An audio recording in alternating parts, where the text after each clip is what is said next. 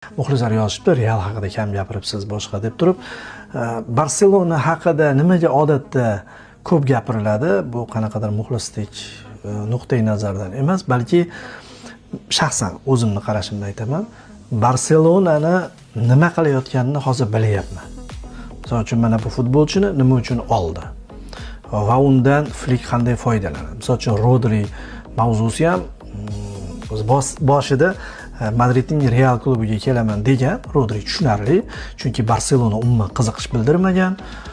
Atletico Madridga qaytmaydi, oldin o'ynagan va uning ambitsiyalariga to'g'ri kelmaydi, to'g'risini aytishimiz kerak.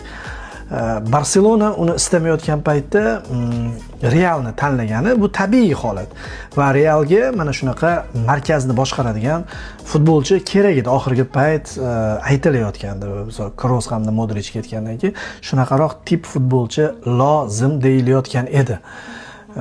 Markazda ko'p futbolchilar, o'ynaydigan futbolchilar, lekin juda ko'pi ikkinchi darajadagi ishni qiladigan futbolchilar, hujumni belgilab beradigan futbolchi yo'qolib qoldi. Realda hozir menimcha Arda Gülerdan boshqa unaqa futbolchi yo'q desak ham bo'ladi.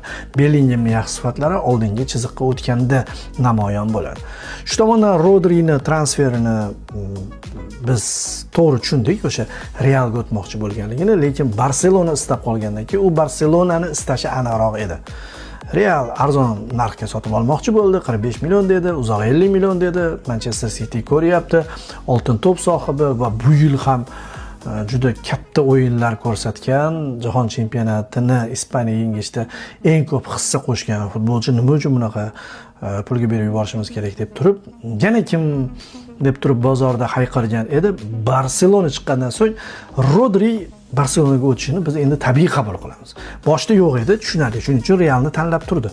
Madridlik yigit o'zi aslida. Misol uchun ich-ichidan yoshligidan Realga nisbatan muxlis bo'lib o'sgan ham bo'lishi mumkin. Gap bu yerda Real hamda Barselonani yaxshi ko'rishda emas, o'yin uslubi tushdi.